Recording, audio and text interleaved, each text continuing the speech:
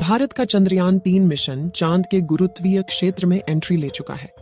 14 जुलाई 2023 के दिन दोपहर के 2:35 पर बाहुबली चंद्रयान-3 ने श्रीहरिकोटा के सतीश धवन स्पेस सेंटर से एक सफल उड़ान भरी और अब चंद्रयान-3 अंतरिक्ष में पहुंचकर चांद के इलेक्ट्रिकल रूट में एंट्री ले चुका है, जिसमें सफर करते हुए स्पेसक्राफ्ट धीरे धीरे चांद की धरती के पास जा रहा है। लेकिन अब इसका आगे का सफर इतना आसान नहीं होने वाला और इस सफर में सबसे मुश्किल है इसका आखिरी पड़ाव, जिसमें यह 23 अगस्त के दिन चांद के दक्षिणी ध्रुव पर सॉफ्ट लैंडिंग करने की कोशिश करेगा। और इसी प्रयास में साल 2019 में चंद्रयान-2 का मिशन असफल हुआ था।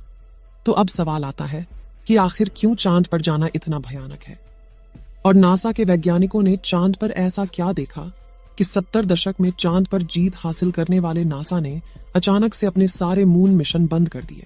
इस वीडियो में हम चांद से जुड़ी इन्हीं रहस्यमयी बातों से पर्दा उठाएंगे, साथ ही आपको चंद्रयान-3 के बारे में भी कुछ नया और अनोखा बताएंगे, तो वीडियो को पूरा देखिएगा।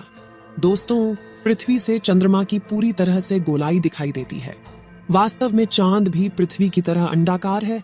चांद की सतह पर बेहद स्थिर और हल्का वायुमंडल मौजूद है।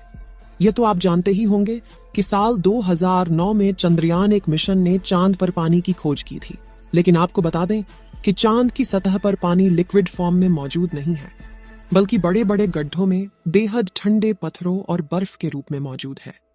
साथियों, चांद से जुड़ी ये रहस्यमयी बात यह भी है कि स्विट्जरलैंड की यूनिवर्सिटी ओनफ बीसेल ने अपने अध्ययन में यह बात खोज निकाली थी कि चंद्रमा पृथ्वी पर रहने वाले लोगों की नींद पर भी असर डालता है। कहा जाता है कि जहां अमावस के दिन लोग काफी अच्छी नींद कर पाते हैं, वहीं पूर्णिमा पर उन्हें कम नींद आती है। हालांकि विज्ञान ने इस बात को पूरी तरह से स्पष्ट नहीं किया और आज भी कुछ वैज्ञानिक इस बात पर अध्ययन कर रहे हैं। साथियों, चांद की जमीन काफी ऊबड़ खाबड़ है और इसमें कई बड़े बड़े क्रेटर यानी गड्ढे मौजूद हैं, जो इतने बड़े हैं कि पिछले करोड़ों सालों से इनके अंदर सूरज की रोशनी तक नहीं पहुंच पाई है। इनमें से सबसे बड़ा गड्ढा चांद के दक्षिणी ध्रुवों में मौजूद है। इस गड्ढे का डायामीटर 2500 किलोमीटर और गहराई तो इतनी ज्यादा है कि इसमें एक के ऊपर एक करके 10 बुर्ज खलीफा समा जाएं। इस गड्ढे की गहराई 8.2 किलोमीटर के आसपास है और यह पूरे सोलर सिस्टम के सभी ग्रहों और उपग्रहों में मौजूद गड्ढों में सबसे बड़ा गड्ढा है। माना जाता है कि चांद की धरती में पानी छुपा हो सकता है, और वह भी थोड़ा बहुत नहीं, बल्कि पूरे 100 मिलियन टन। इसके अलावा यहाँ पर hydrogen, sodium, ammonia, mercury, methane और सिल्वर जैसे मूल्यवान संसाधनों का खजाना मौजूद हो सकता है, जिसकी खोज करने के लिए ही चंद्रमा पर चंद्रयान-3 मिशन को भेजा गया है। साथियों, साल 1959 में रशिया के स्पेसक्राफ्ट ने पहली बार चांद पर लैंडिंग की थी, जिसके बाद अमेरिका ने भी कई मून मिशन किए और 20 जुलाई 1969 को नासा के अपोलो मिशन के दौरान एस्ट्रोनॉट नील आर्मस्ट्रॉन्ग और बज एल्ड्रिन ने चांद पर पहली बार कदम रखा था। जिसके बाद नासा ने कई मून मिशन किए थे और अपने कुल 12 एस्ट्रोनॉट्स को चांद पर भेजा। एस्ट्रोनॉट्स ऐसे व्यक्तियों को कहते हैं जो पृथ्वी के वायुमंडल से ऊपर जाकर अंतरिक्ष यानी चांद पर जाकर रिसर्च करते हैं। लेकिन दिसंबर 1972 में अपोलो 17 मिशन के बाद नासा ने अचानक से इंसानों को चांद पर भेजना बंद कर दिया, जिसके लिए उन्होंने कारण दिया कि चांद पर फिलहाल ऐसा कुछ नहीं है जिसकी रिसर्च की जा सके।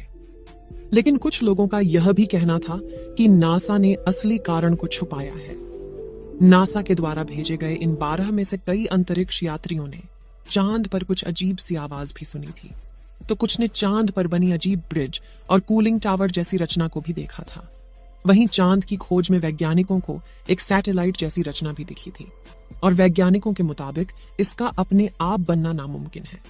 हालांकि नासा ने कभी इस बात पर आधिकारिक बयान नहीं दिया था, लेकिन नासा के वैज्ञानिकों ने कई बार यह कबूला कि चांद पर एलियन का बसेरा हो सकता है।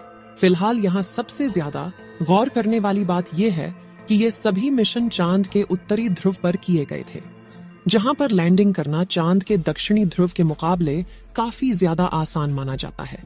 लेकिन साल 2019 में भारत के चंद्रयान-2 ने चांद के दक्षिणी ध्रुव पर सॉफ्ट लैंडिंग करने की कोशिश की थी और अपने इस प्रयास में चंद्रयान-2 का लैंडर विक्रम बुरी तरह से असफल हुआ था। लेकिन आखिर चांद का दक्षिणी ध्रुव इतना खतरनाक क्यों है, आइए जानते हैं। सबसे पहले तापमान की बात करें तो चांद के दक्षिणी ध्रुव में कई ऐसे बड़े बड़े गड्ढे हैं, यानी इस जगह करोड़ों सालों से सूरज की रोशनी नहीं पहुंची, और सूरज की धूप न पहुंचने का सीधा सीधा मतलब है तापमान का ठंडा होना।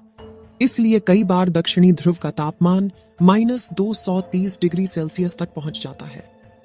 ऐसे में किसी भी इंसान का स्पेसक्राफ्ट से बाहर निकलना तो छोड़ो, खुद स्पेसक्राफ्ट के लिए भी ऐसे तापमान में काम करना मुश्किल है। इतने कम तापमान में कई बार स्पेसक्राफ्ट पर लगे इंस्ट्रूमेंट चलना बंद हो जाते हैं। यहाँ सूरज की रोशनी न पड़ने की वजह से चांद के दक्षिणी ध्रुव के कई हिस्सों में काफी ज्यादा अंधेरा है, जिस वजह से चांद की ऑर्बिट में घूम रहे नासा, रशिया और चीन के ऑर्बिटल भी वहां के काफी हिस्सों को ठीक से नहीं देख पाए। यानी कि उन हिस्सों में क्या हो सकता है, यह किसी को नहीं पता। ऐसे में वहां जाना सबसे बड़ी चुनौती है। इसके अलावा चांद के दक्षिणी ध्रुव की जमीन उत्तरी ध्रुव से ज्यादा ऊबड़ खाबड़ है। वहीं यहाँ पर कुछ सेंटीमीटर से लेकर 2500 किलोमीटर तक के बड़े बड़े गड्ढे हैं। आपको बता दें कि इसरो के मुताबिक धरती से चांद की दूरी करीब 3,84,400 किलोमीटर है। ऐसे में इतनी दूरी पर लैंडर से डीप स्पेस कम्युनिकेशन बनाए रखना काफी मुश्किल होता है, क्योंकि इतनी दूरी पर रेडियो सिग्नल कमजोर हो जाते हैं और एंटीना से बहुत ज्यादा बैकग्राउंड नॉइज आता है। साथ ही अपने कक्षीय गति यानी कि ऑर्बिटल मोशन की वजह से चांद लगातार अपनी पोजीशन बदलता रहता है। ऐसे में तय की गई लैंडिंग साइट पर पहुंचने के लिए लैंडर को भी सही मोशन पकड़े रहना पड़ता है। इसके अलावा चांद पर पृथ्वी से कम ग्रेविटी है और बहुत पतला वातावरण है। साथ ही चांद के दक्षिणी ध्रुव में काफी बड़े बड़े पत्थर और गड्ढे होने के साथ धूल उड़ती है, और ये सभी कारण किसी भी लैंडर को लैंडिंग करने में काफी चैलेंज देते हैं। पिछली बार चंद्रमा की सतह से 2.1 किलोमीटर पर चंद्रयान 2 के लैंडर से इसरो का संपर्क टूट गया था, और इन्हीं में से किसी एक कारण की वजह से वह चांद की सतह पर क्रैश लैंडिंग करके तबाह हो गया था। लेकिन पिछली बार आई मुसीबत से सीख लेकर इसरो ने चंद्रयान 3 के लैंडर विक्रम को पहले से ज्यादा एडवांस्ड और पावरफुल बनाया है। जैसे कि चंद्रयान 2 के विक्रम लैंडर में 5 थ्रस्टर्स थे, लेकिन चारों तरफ सही संतुलन बनाए रखने के लिए चंद्रयान 3 के लैंडर में बड़े और एडवांस 4 थ्रस्टर्स लगाए गए हैं। इसके अलावा इस बार के विक्रम लैंडर में लेग्स को बड़ा और मजबूत कर दिया गया है। साथ ही इसकी फ्यूल स्टोरेज कैपेसिटी को भी बढ़ाया गया है। वहीं उसमें लगे कम्युनिकेशन डिवाइस भी एडवांस तकनीक का इस्तेमाल कर रहे हैं, जिससे इस बार लैंडर इसरो से संपर्क न तोड़े। और सबसे जरूरी बात कि सॉफ्ट लैंडिंग सीक्वेंस को भी काफी हद तक सुधार दिया गया है।